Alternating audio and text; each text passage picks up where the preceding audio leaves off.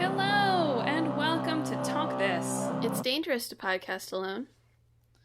I'm your arts and crafts and bopping around space host, Madelyn. I'm your hello, fellow kids host, Emma. And welcome to this week's episode of the show.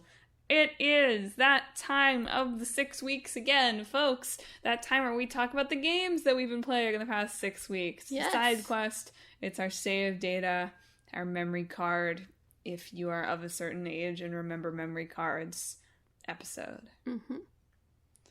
So, I really felt like I had played more games than I had this past 6 weeks. Right before the show, I made my list, and my boyfriend was like, didn't we play other games than that? And we turned the PlayStation on, and indeed we did not.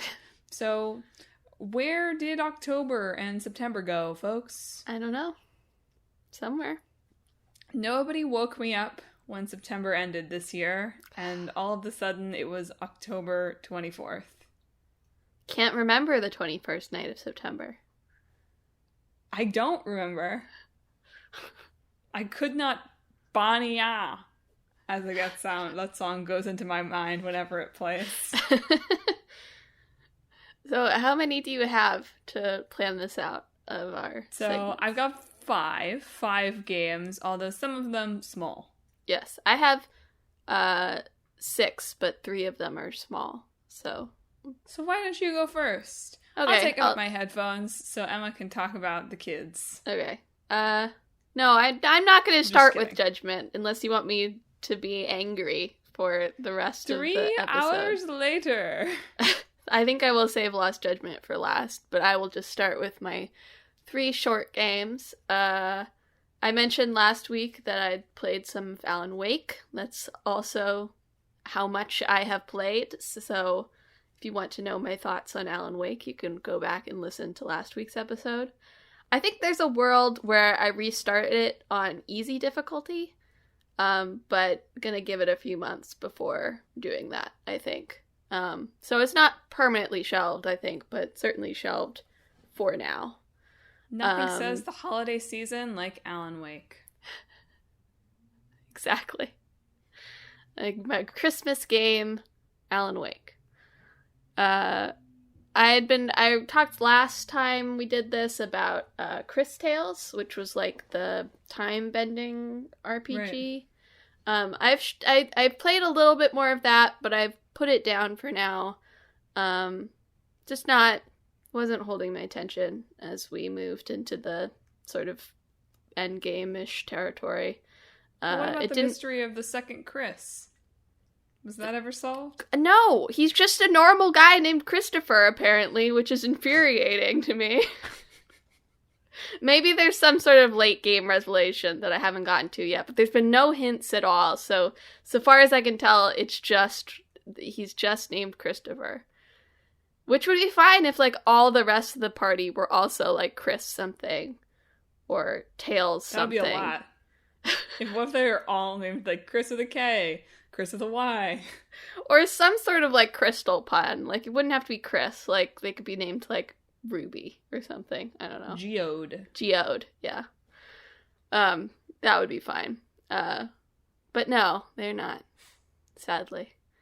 But it doesn't really, like, there's the move things back and forward in time mechanic in the combat, but it just stops doing anything interesting with that. It becomes way easier to just do combat normally. So, not a lot super interesting happening there.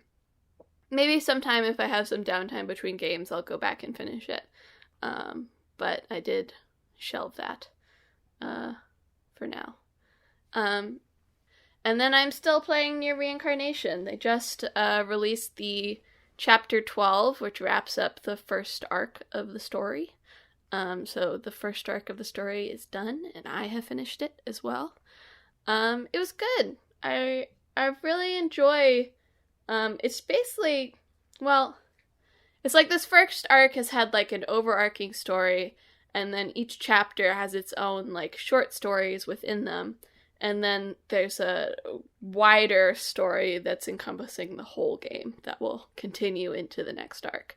So that's sort of it's an effective system, I think, for an ongoing game to have. And I think the Nier universe world is well suited to like disconnected short stories as well. So each chapter has been pretty compelling of like introducing a new character and telling a little story about them. Because there's a lot of lore there that the main games don't get super invested in, and honestly these short stories don't get super invested in either. But there's a lot of freedom of like what time period can you set things and stuff like that.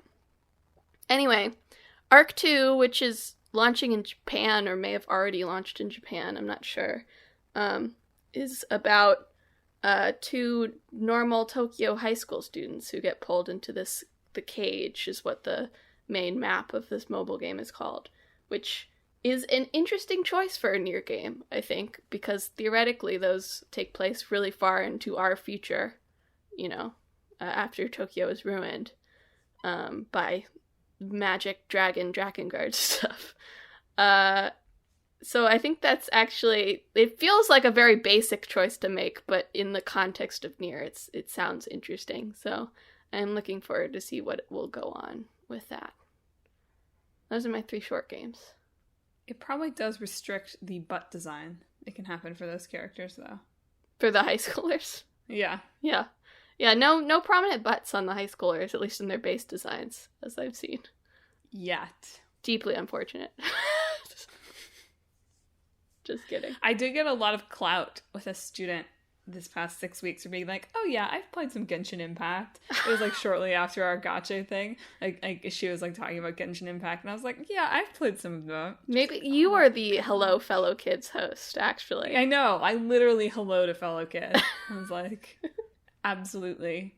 I know exactly what you're talking about. You should save your wish because you've got a guaranteed banner and you want the next banner. Absolutely. Save it. Yeah. How have your polls been going? My polls have been fine. Yeah. Nice. It's Drakengard 3 banner going on right now, So not very exciting for you. Well, it's got costumes for the original characters, which is what I am more interested in anyway. So I got Intoner Girl. She's got a heal move. Very good. So nice. Well, for something completely different, I guess, we finished Chicory over here. Last time we had played up through like the start of chapter 4, I think, in the last 6 week side quest, and this time we finished the game, and really enjoyed it. Your time lapses must have been very sad if you didn't color in very much of the world. It was, yeah. Yeah, we had a fun time. I do think with 2 people, it's a lot easier to have colored in a lot because Clickbait Boyfriend basically just got to like stamp poo stamps on things all over the place.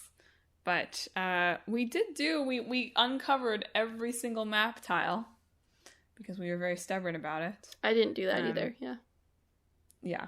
I mean, we didn't do every art school assignment, to be fair, so we did not platinum the game. I did every art school assignment, though. So. Well, look at you. Yeah. We found all the kids.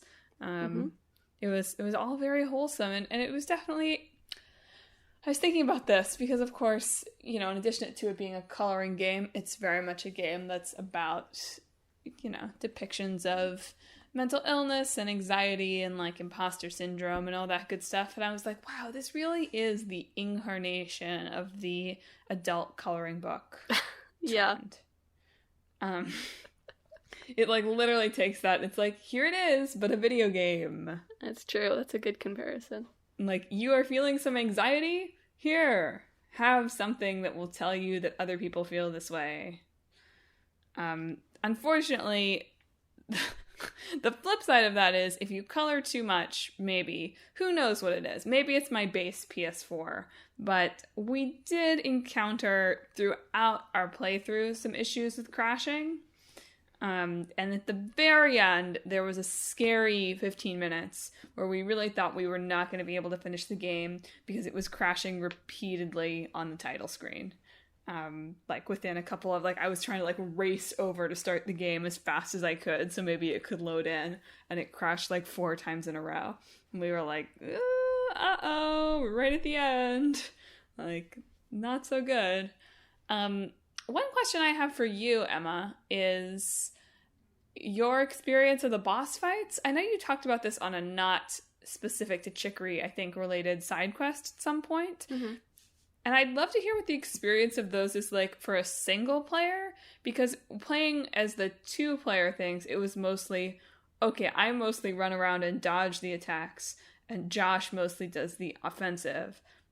And I was thinking that if I had to handle both of those at once, this would be very hard. For a lot of the bosses, I could spam the paint bucket. And it would work. I had to not do that on the last boss because it didn't work. Unfortunately, so I did, but on the last boss you have somebody helping you, so that's okay. But yeah, mostly I just sort of ran around and spammed paint bucket, and it was fine. And if you fail enough times, they're like, do you want to, decrease the difficulty, basically, which I think I usually took up on if it happened, because I wasn't playing it for the boss fights. So I understand their like symbolic purpose in the game story. I don't know if they were integrated as well as they could have. I mostly got frustrated on platforming puzzles more than the boss fight. So yeah, that was fair too. We definitely had a few. Well, I had one that I solved because the game allowed me to jump onto a wall, which I think was a glitch. And I just walked on the wall through to the next thing. And then when I came back, I realized it was very easy, and I had just been misunderstanding where the platforms were. That I was like, thank you, game, for recognizing that I am never going to figure out this, like, kindergarten level puzzle and allowing me to jump on a wall and walk on the wall instead of the platform. Yeah. But overall, I really enjoyed it. I think I agree that I would have liked the boss fights to feel like there was a little more strategy to it, I guess. Something about my experience of those fights was just like, oh my gosh, there's things to dodge everywhere, like doing my usual like jumping as dodge roll kind of strategy at all times. Like, I'm just a dodge roll everywhere, even though it's jumping. And I didn't feel like it didn't feel that satisfying to win. It was just like, oh my gosh, I made it to the end. Yeah. Which maybe is sort of part of the point. Like, I can understand that maybe that's the emotional response that they're hoping that you have. But I would have liked for it to feel like, no, like, I figured this out. I understood, like, the rhythm of it. That felt like it was there, and it just didn't quite land for me. But yeah, I mean, I thought it was really fun overall. We had a few beautifully painted landscapes and mostly just like a lot of stamping the latest stamp everywhere. Mm-hmm. And trying to throw as much paint on as possible. But I really liked all the little side stories that you got to do. Those were really sweet. And I would recommend the game. Especially, I think, if you have someone to be a second drawer on it. That was nice. That being said, did you do the side quest with the searching for evidence in the hotel? Yeah, I had to look up the last one. Yeah, so did we. We looked everywhere. We eventually convinced ourselves, like, oh, no, you have to be able to swim up waterfalls before you can find the last evidence. That's why we haven't been able to find it. And no, it's because it's BS. It's the one time you can go behind anything in the entire game. That knocks it down a star rating for me. Just kidding. But I was a little bit like, come on, you've got to be kidding me with this. So anyway, yeah, Sweet Pate. The adventures of Sweet Pate come to an end. Very good. Alright, my turn again? Yes, take it away. Let's see. I started Trails of Cold Steel 4. Everybody clap. Everybody's so excited. Yay! Encourage this toxic behavior.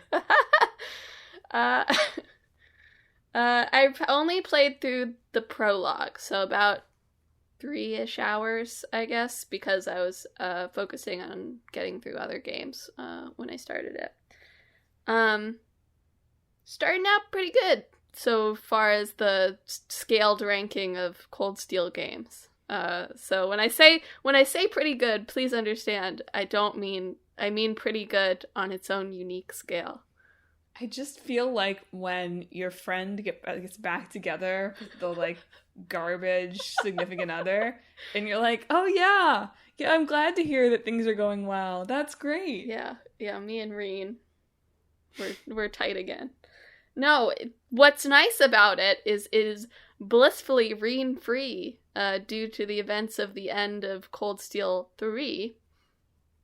So we get a bit of an extended prologue, like checking in on different places we've visited, where the curse and the end of the world has begun and the curse is running rampant or whatever. So bad vibes all around, literally. Then there's a mission going on with the protagonists of the previous 2 series, so the Sky and the Crossbell games. It does that annoying thing where it's like, energetic girl says this. I'm like, please just assume I know who these people are. You can just say Estelle. I know, I got it, you know? But it always does this, even with, like, Cold Steel characters that are returning. It's a real pet peeve of mine. But then we go and check in with Yuna, Kurt, and Altina, who have been sort of teleported to a safe zone after the big failure of the end of Cold Steel 3. And that's great. I really love the kids of Cold Steel 3. I think that they're a great little cast of characters. It's really nice in contrast to just Reen in the first 3 games, because as I feel like I've said, it doesn't really feel like Reen is like he's everybody's best friend and nobody's really friends with each other, and there's not like a group, I guess. So spending like half an hour to an hour just like running around with Yuna, Kurt, and Altina all together, like processing what's happened and where they are now and what they're going to do now is nice. It's good to have a party dynamic that feels good. So that's my current impression of Cold Steel 4. I'm sure it's all downhill from here, but hopefully we go collect the other 2 kids, Ash and Musei, before Reen returns to the fray. I'm really not looking forward to the emotional Reen reunion. That is inevitable. But, you know, one step at a time. Well, that sounds great. I'm so happy for you. I'm glad things are going well. You just stay in touch about it, okay? Just let me know I will. How things are going. Don't worry. Well, speaking about collecting things, I also, again, I had really thought this was a game that I had started more than 6 weeks ago, and I had already talked about, but apparently not. I rolled credits on Pokemon Snap, and I don't think that I had been playing that. Apparently it was all in the past 6 weeks. Wow. So Pokemon Snap was quite fun. I enjoyed it. I think that I played too much of it at a stretch in the beginning, because I wasn't playing that much else at the time. And I don't know, I just decided I was going to play a lot of Pokemon Snap for some reason. But we did finish it. My critiques of the game that I shared in that episode, I feel like are more or less, they still hold. Mm-hmm. It's a fun game. A lot of the ways of getting Pokemon to do fun stuff don't seem to be consistent or things that you can figure out by any other way of just like, I'm going to throw a thing, I'm going to throw the other thing, and then I'm going to play some music. And sometimes they do stuff. It's also like the final puzzle of the game, and frankly all of the Illumina Pokemon kind of boss fights of this game are kind of bad, right? It's just not what is fun about the game. I don't enjoy the puzzles that are like, you have to hit it with the glowing ball 3 times and then get the photo that you want. That's fair. Like, this is not what I find to be fun.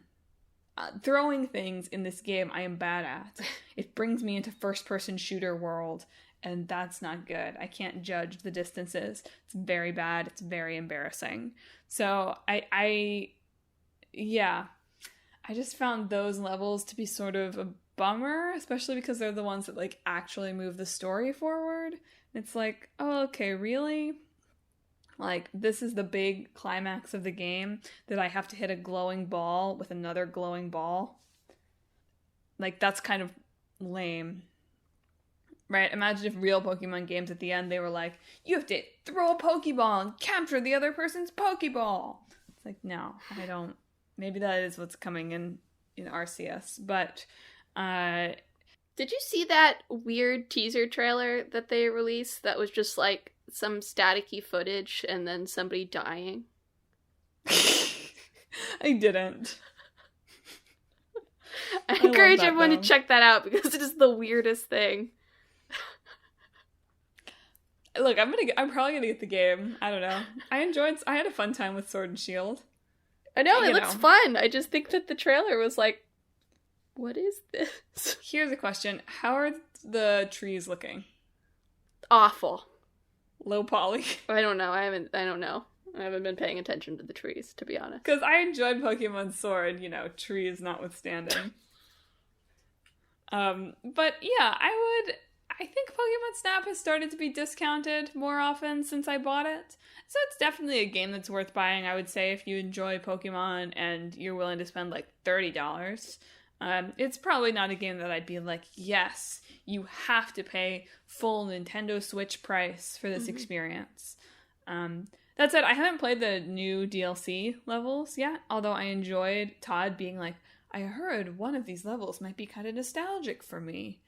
It's like, what a odd way to speak to me, Todd Snap. But yeah, some fun stuff overall. It's another good one to be like handing off on the couch and like play a level and then have someone else play a level. So more fun than I expected it to be, really. Which is, I think, high praise for a game that is relatively simple like that. Yeah. Cool. Back over to you. All right. Something I forgot until now, but I played the demo for Voice of Cards, which is the Yoko Taro's new game, unrelated to his other series. But I'm gonna buy that when it releases in like 4 days, so I'll save it for next time when I will probably have played all of it. But give it a check out if you're interested. Free demo on the Nintendo Switch and PlayStation stores. This is not sponsored. A Nintendo Direct. But I, during the 6 weeks, I started and finished Psychonauts 2. Which is the sequel to Psychonauts from Double Fine. Really? Psychonauts 2 is the sequel to Psychonauts? Yeah, if you can believe it. It was in development for a very long time, starting with a Kickstarter and ending with a purchase by Microsoft, which is certainly what let it be as extensive and pretty as it is. I'll be honest, like the update, like the textures of the Psychonauts, you know what those designs look like, right? They're sort of like huge heads, like weird shaped people. Like, they went for like a clayish texture for the faces, but it does still make me feel a little uncomfortable because it looks a little like oily skin. And it creeps me out just a little bit, but maybe that's the intended effect. But otherwise, everything has been updated really well for I think Psychonauts, I can't remember if it came out on PS2 or PS3 originally, but it is a few generations back now. Yeah, I think this is a really good example of a game that has aged with its audience without, like, being tempted to go, like, too, like, we're mature now, you know? Like, it hasn't lost the spirit of what the series is, but it gets into slightly more interesting subject matter, I guess, when it comes to, like, mental health and, I guess, like, that everybody, you know, that we can help everybody even if we can't fix everybody. Or rather, you shouldn't be trying to fix people, but help them, basically.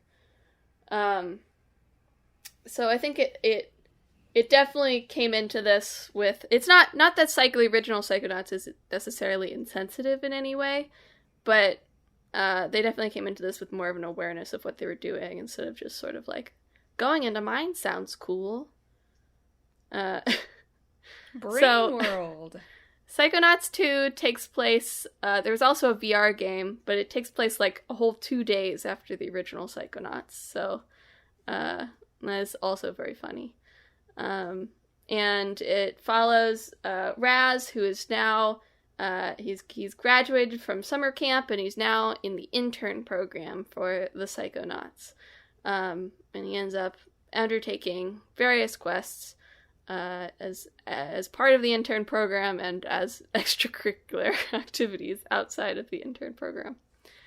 And it ends up dealing with, like, a character named Maligula who, like, killed a whole bunch of people in the past, and you're sort of going into the minds of all of her old friends and sort of figuring out what happened and how it affected all of them. I think my main critique... Well, it introduces all of Raz's family, and I wish it would have spent more time on that. They're just sort of there to be Raz's family, and I wish the story focused in a little bit more on that part of it.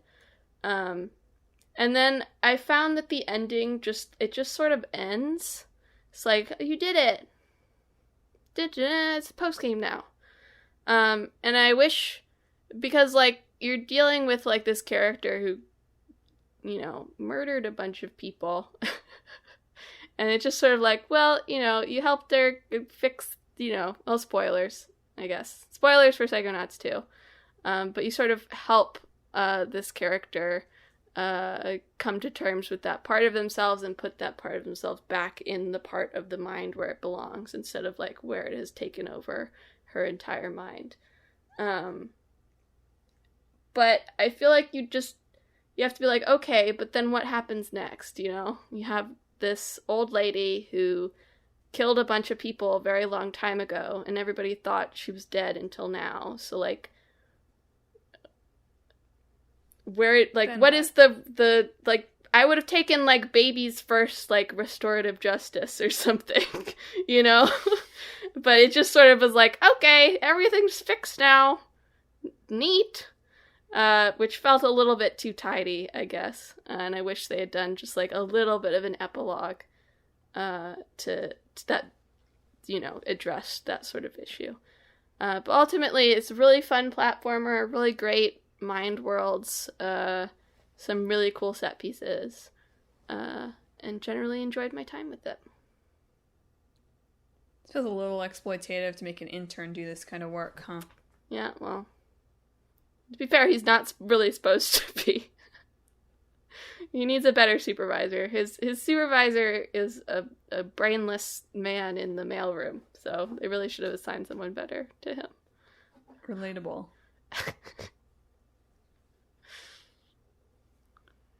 Do you think that there will be a Psychonauts 3? I don't know. I'll be really curious to see what Double Fine does next. That they finish this and can start a new project, having been bought by Microsoft. So I'll be interested to see if they do something new, or if they do, like, Brutal Legend 2, or they do Psychonauts 3. Grim Fandango Remastered. Or Grim AMC Stubs, maybe. Grim Netflix. Let's see. My two mini games. Obviously, as I talked about last week, I played a bit of Cloudpunk.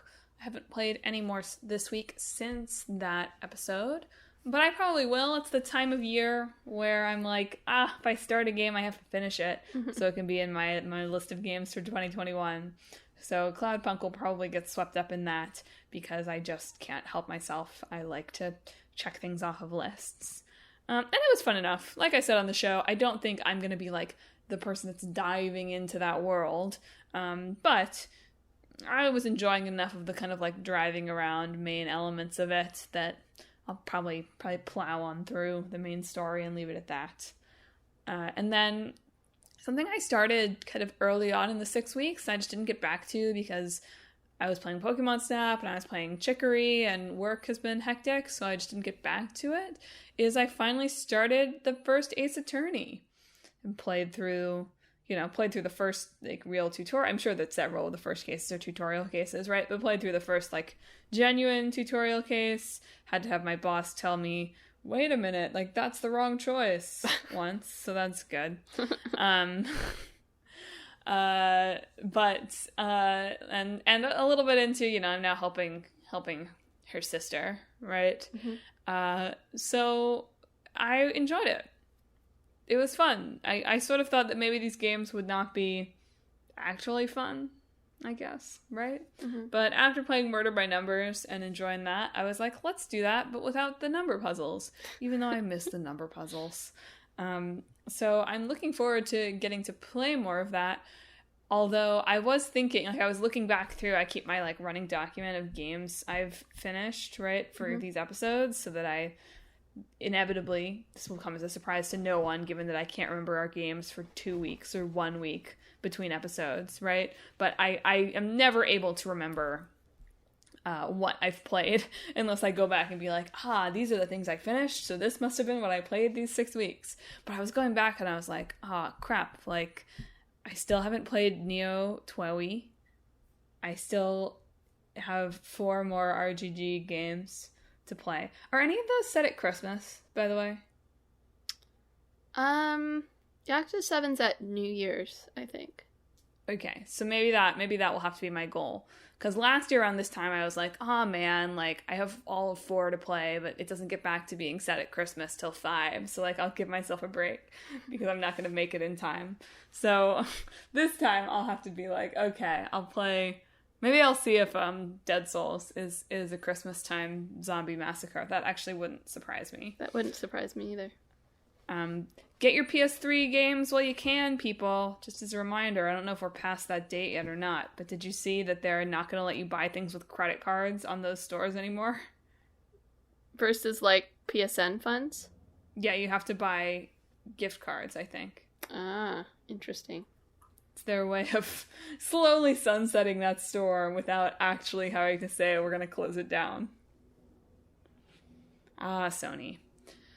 But yeah, I'm feeling like sudden panic over, oh my gosh, there's all of these games that I have wanted to play. Super Monkey Ball came out. We're going to have to play Super Monkey Ball. We're going to once again have to go on a dangerous Super Monkey Ball bender. With Kiryu. We're going to find out how long it takes to unlock Kiryu. That's required. Listeners of the past year will remember that around sometime in the winter this past year, Click My Boyfriend and I started to play an unhealthy amount of Super Monkey Ball Banana Blitz. Truly, it was very bad. It was bad. This past winter was just very bad in general, and I'm now looking at the winter again and being like, I must arm myself with games so that I can fight off the horror that was last winter. Because I still feel like I'm not going to be able to go anywhere until I can get a booster and not feel like I have no immunity. But anyway, all this to say, I'm excited to play more Ace Attorney. But so many games on the list. What do I do? True. All right, back at you. I've only got one more, so feel free to rattle them off here. Well, I just have Lost Judgment. So I will try to keep this contained, and then we can. Well, yours is also a rant, isn't it? So we're just gonna, here come the rants. Just bad vibes all around in the end. The bad vibes portion of Attack This. All right. So during the 6 weeks, I started and finished Lost Judgment, which I really did not like the main story. But before I get into that, just to be fair, there's a lot of stuff I did like in this game that was like a large chunk of my playing time. So I'll go through those first. The combat's great. I feel really cool. The two styles that Yagami had in Judgment, which is Crane and Tiger, feel like they've been updated and like they have good uses for specific situations. I felt like in the first game, Crane style gets a little bit obsolete eventually. But I used it a lot in this one. And they added Snake style, which is really fun. You can parry people, which is cool. I'm glad they're bringing back combat styles. That's something that was dope in Yakuza 0 and then kind of disappeared in 6. And I was like, oh, okay, maybe they just decided this isn't how they're doing things. But that's cool that it seems to be sticking around in Judgment. Yeah. Anyway, continue. So yeah, I really like the combat. Traversal's really fun. It was nice. There's the Yokohama map that they introduced in Yakuza 7 is back in this one. And I really like that map. It's fun, and there's stuff to do. And they also give you a skateboard that you can skate around on, which is great. It makes traversal really fun. Also, enemy AI cannot spot you while you're on your skateboard, which makes getting around the city a lot easier because you can avoid a lot of the enemy encounters, which is nice. I hope they do not fix that. I hope that's not a bug that they're going to fix in future games because that's a nice feature. Please don't let them see me on my skateboard. I'm a baller. Like, don't mess with me on my skateboard. I view anyone on a skateboard as my enemy, so that's kind of strange and unrealistic.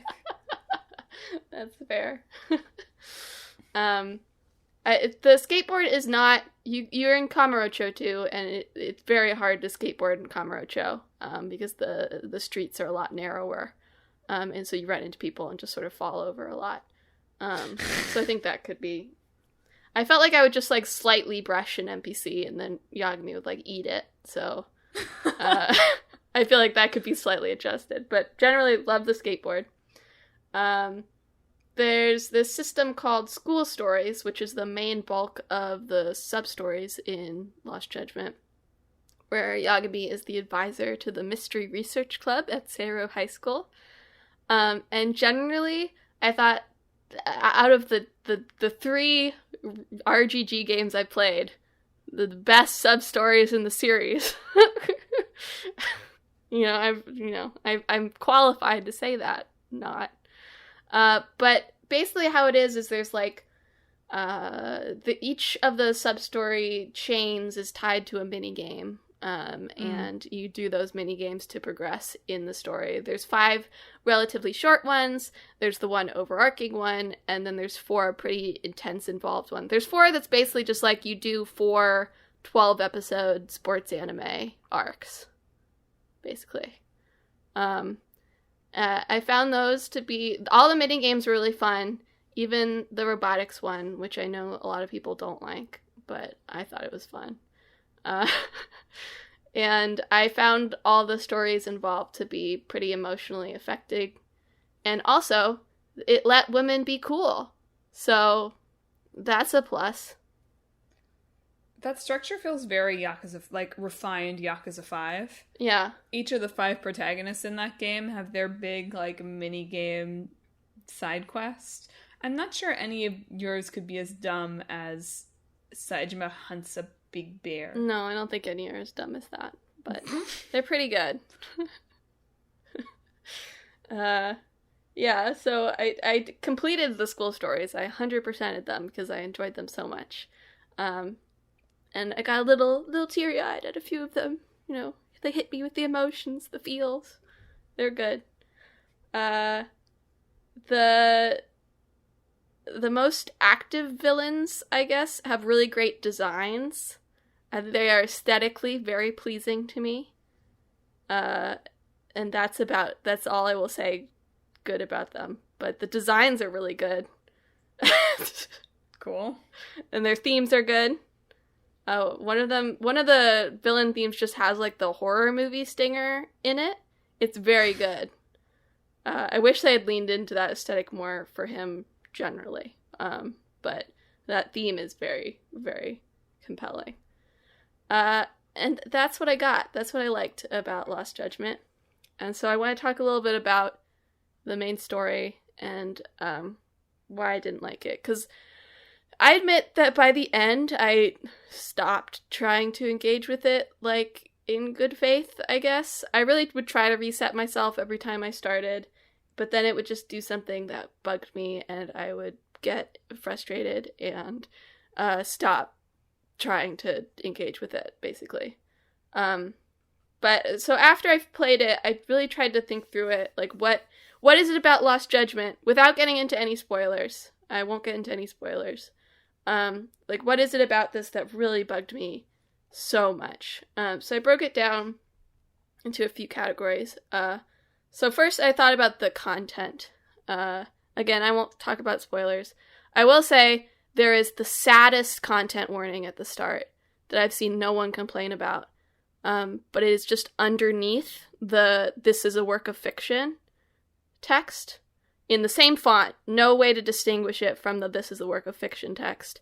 And that whole page of text is on the screen for maybe 2.5 seconds. So it's very unlikely. There's very likely that a lot of players didn't even see it. And that's so interesting, because I feel like they have been very proactive about content warnings on social media stuff. I wonder if it was just added in for the English release and they couldn't, like, add an entire new screen for some reason.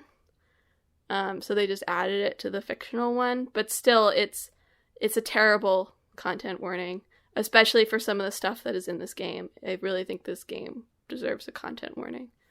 And I wish it had been better. But I saw nobody has complained about that, so double standards. I mean, I don't think any of these games have had a content warning before, other than that, like, these aren't real people one that is always at the beginning. So I guess baby steps. I guess so. So I'll just say, I found the way that it dealt with, I guess the main things are bullying and sexual assault are in the content warning. I found the way that it dealt with that, I won't say irresponsible, because people get itchy when people imply that writers should be responsible, but I'll say immature, I guess. I felt like they wrote about it like a 8th grader, like, throwing edgy elements into their story for the first time because they're grown up now, you know? The bullying especially felt like some, you know, it felt like that, and also felt like some old men read some books about bullying and was like, now I understand everything. And I did not find that super compelling. Also just refuses to let a single woman be cool. And I don't even mean fighting, just, like, anything. Like, can they go a scene without being threatened with violence so that Yagami can be cool? Please. No, they cannot. But okay. Like, so there's that. I didn't like that. But the other Yakuza games I played have sometimes wobbled into social commentary territory that feels like it's above its weight class and has maybe missed some punches before. And I really loved Judgment in Yakuza 7. So maybe that's not the only thing that's making me dislike Lost Judgment's story. I think it's worse than those, but that can't be it, right? Like, that's not the only thing making me mad. So I was like, okay, what's next? The plot is a mess. Like, a whole mess. Characters enter and exit randomly within, like, the last 3 chapters of the story. There's plot escalation that I feel like really undercuts any emotional significance that the story is having. The villains, I don't know anything about them, and so it is hard to care. Even like the main one that people were like, oh, he's so interesting and deep, and it's like, I don't think he is. The sort of way it sets up Yagami and the main villain against each other as like mirrors was like deeply uncompelling to me because I didn't see the argument for it. But okay, like plot's kind of a mess. But all the RPG games plots are kind of a mess. You write down their plots on paper, you're like, what is happening? Like, what are you doing? Yeah. Usually they're kind of a charming mess, right? Usually the end game is like enough of like a not literal punch, although that too. Like I always kind of enjoy the like, yes, I know there are 4 absolutely ridiculous twists to come kind of element of that. Well, I always felt like with Yakuza 7 and Judgment, I felt like it started with something and it ended with something, right? That sort of had a through line in between. So even if the plot sort of like wiggled and wobbled everywhere and introduced random elements and whatever, like the emotional through line was there, and I felt like that through line was missing in Lost Judgment. But it's not, so messy plot is RPG game staple. Can't be just that. Put that aside in the list. And then I looked at characters, and here's where I realized what my problem was. There are 0 character arcs. Every single character in this game starts and ends in the same place. There's no growth or change across any of the characters. And I think that's really what bothered me in the end. That's a bummer because I feel like that's something that their games usually do pretty well. Yeah. Well, that's what I was thinking, like, the first Judgment. Because when I was looking at characters, I was like, oh, of course I love these characters, right? I love them in Judgment, you know? But then I was thinking about it, I was like, but they changed in Judgment, you know?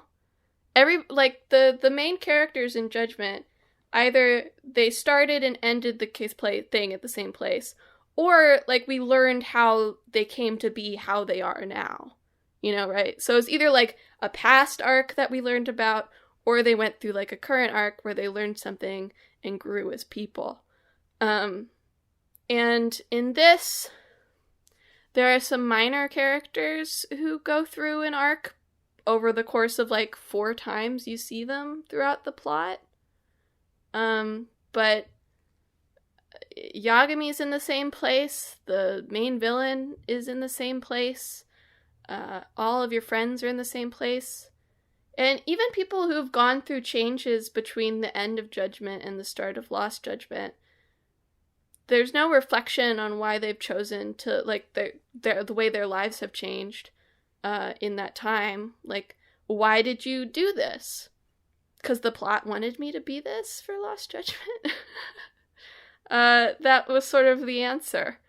And I think because there was no character growth to focus on, it caused everything else to be more noticeable, right? Like the messy plot, the callous way it dealt with some sensitive topics were a lot more noticeable because I didn't care about the characters during this game. And I think that was the key that really made me really dislike the main story of this game. You wonder how much of that is sort of second game syndrome. Like, I do sort of wonder, obviously as someone who has only played the first 2 games of the Yakuza series as the Kiwami remakes, and also only played those after playing through 0 as the prequel, particularly given that they've now crafted those 3 games to be this kind of cohesive arc with returning characters and returning sub-stories and returning minigames and that sort of thing. It does make me wonder, you know, what was the experience of just going into Yakuza 2?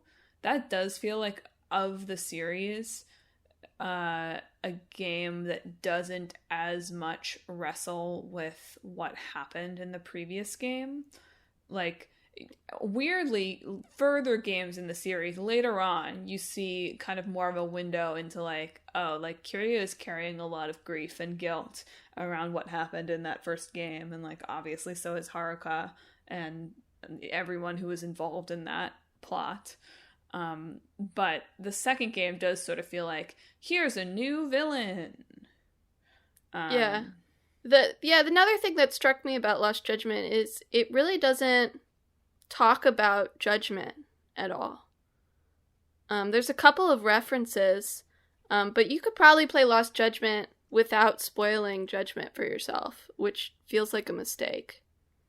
Well, they're in a difficult situation. Well, in some ways not, right? They're in the fortunate situation of this studio and this broader series is more popular than it's ever been.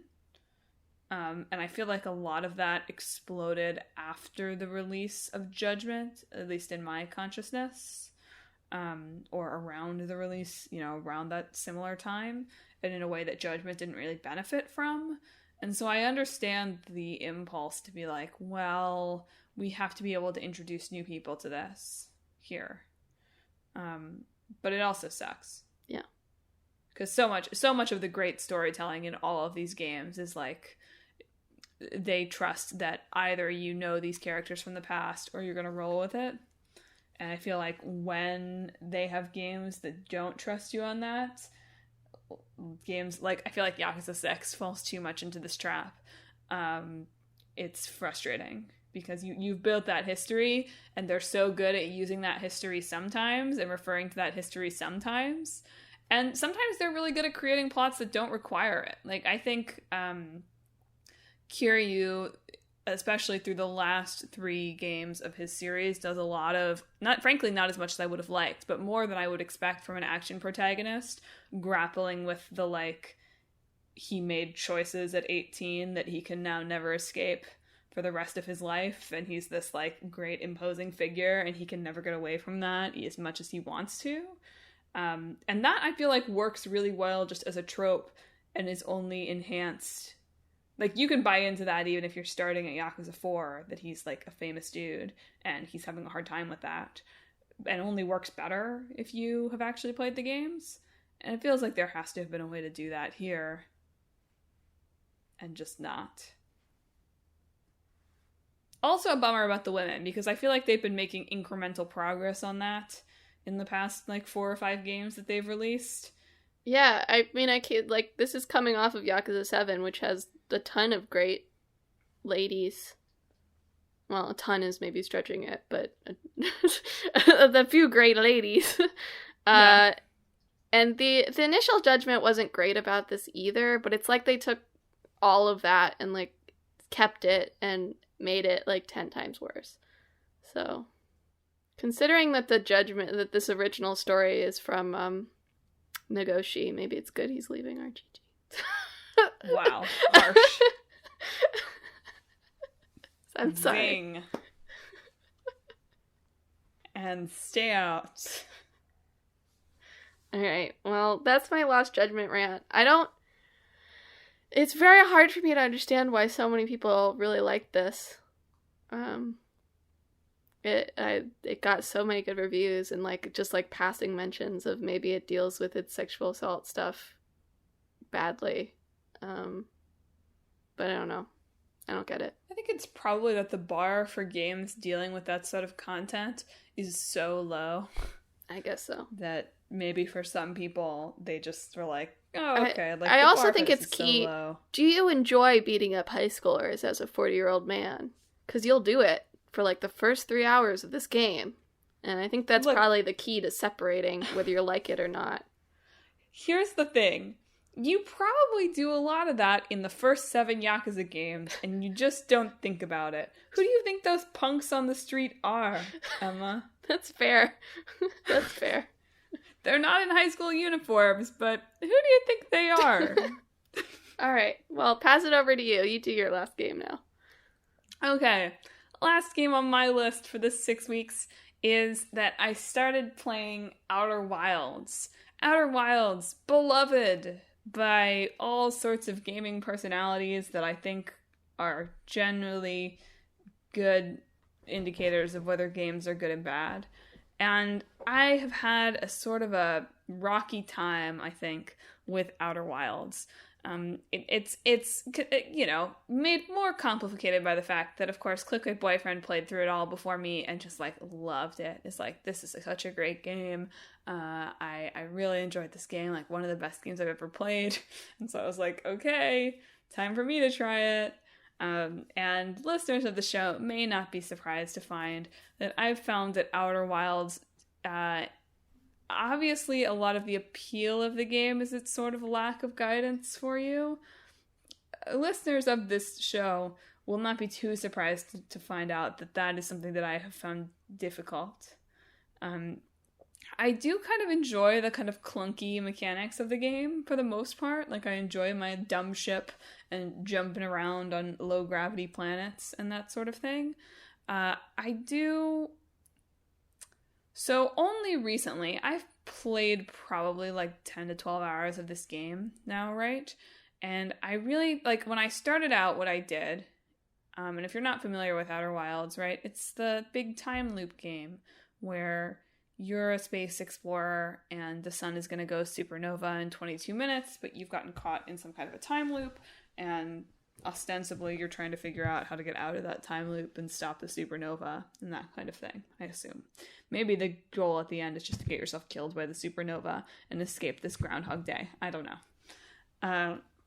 But anyway, so you have like a thing that lets you scan for signals, and so I, looking for some structure, started off my run by just being like, okay, I'm going to find all the signals I can and just like go to all of those, and surely that will give me enough to like know what I'm doing, give me a purpose.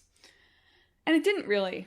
And I feel like only recently did I stumble upon a clue that gave me a hint toward what am I actually looking for and what is the kind of grand story behind this.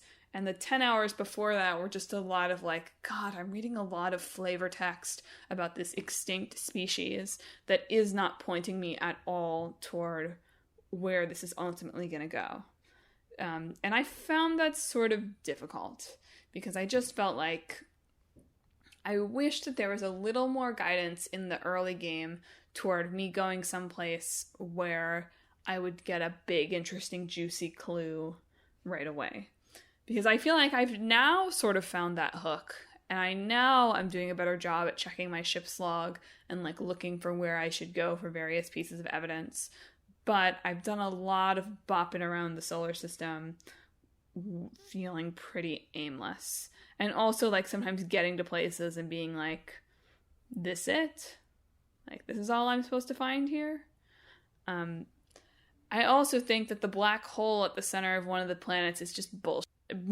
It's just absolutely bad. Sorry, it's a clean podcast. So because I just like right now it's like the one planet where I feel like I have clear ideas of, okay, I need to get to this place and find these things that I've seen before. I keep jumping into the black hole by mistake and getting spat out in the middle of nowhere space and being like, I have to start all over.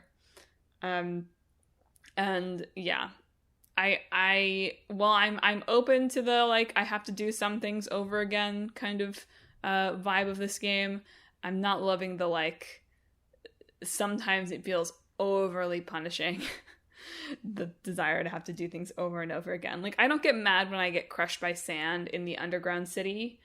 At that, like, when that happens to me, I'm like, okay, I've just been dumb and like I've done things in a dumb way and I'm dead now, so that's fine. I'm like back at the beginning. When I screw things up and I go through the black hole and I get spat out into space, I'm like, this sucks. Like, why couldn't you just make it a really deep pit at the bottom of the planet that's annoying to climb up from? I'm never going to get back this run now.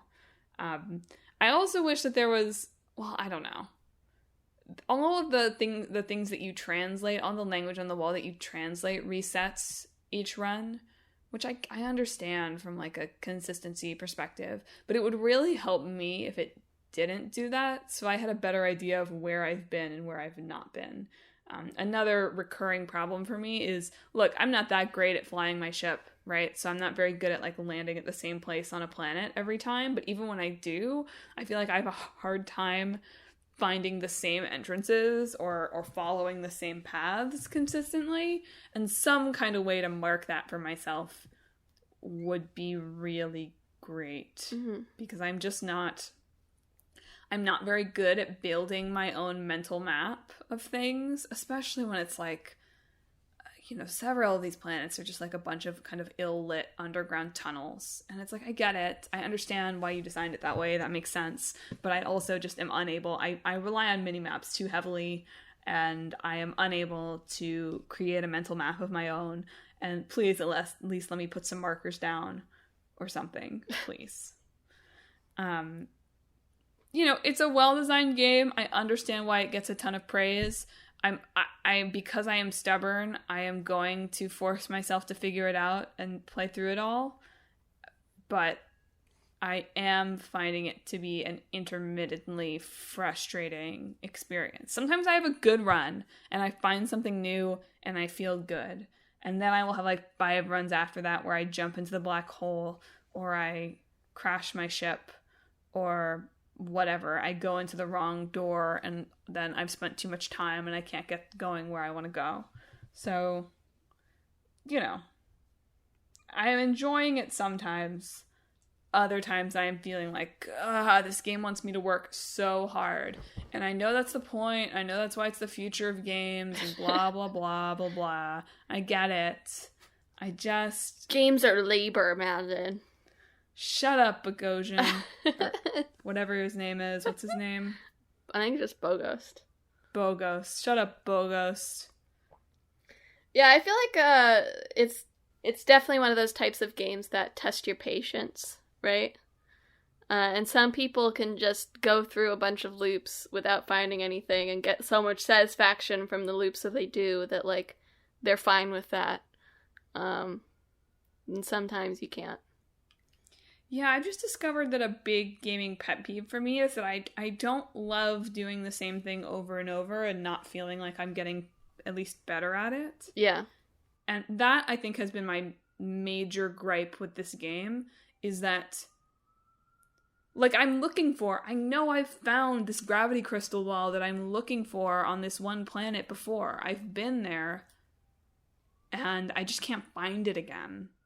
And I don't feel like I'm actually getting closer to finding it. I feel like I'm just going to the same place and being like, oh crap, or I'm going to what feels like the same place but isn't, and I like can't find it again. And I just don't feel like I'm getting better as I go along. And that's probably just because I'm bad at games. But that's okay. Yeah. We're both baby gamers here. Baby gamer hands and baby gamer brains. Anyway, more on that next time. I am going to force myself to finish it because I just feel like I have to. And I do feel like I've been enjoying it a little bit more the last couple of times I played because I found this big clue and I was like, yes, this ties together all of the nonsense that I found everywhere else that didn't point me to anything seemingly useful. But I wish I had found that clue first. Yeah. So that's what I've got. All right. Thanks for sitting through the bad vibes section, everybody. Yeah. And thanks for tuning in to another episode of Talk This. Dangerous to podcast alone. If you enjoyed the show, you should check us out on social media. We are on Facebook, Twitter, Instagram, and YouTube at Talk This Podcast. You could also visit our website, www.talkthispodcast.com, where you can read all about the show, check out the games that are in the hat, and read our blog featuring long-running series Clickbait Boyfriend and Split Screen. Also, if you like the show, probably most importantly, you should subscribe. We are on Apple Podcasts, Google Podcasts, Stitcher, TuneIn, Spotify, Pandora Podcasts online and on the app, Overcast, Pocket Cast, anywhere you can find podcasts. Basically, you can find Talk This. Next week, we're talking about something that you said was dangerously Stardew Valley-like, so I don't remember what that our was called, old game is Kane and Lynch, and our new game is Cozy Grove. So nothing says Halloween like Cozy Grove. Truly. So tune in for next week's spooky episode, and then in 2 weeks, the side quest cycle resets. We're back at the beginning of the loop, and it'll be my turn to pick an episode or topic. Probably like, what games should you play when you're full of turkey? Overcooked. No, I don't think so. Probably not. Well, listeners, again, thanks for tuning in. Emma, do you have a good vibes outro? This week, I hope your fellow kids say hello to you. Yo.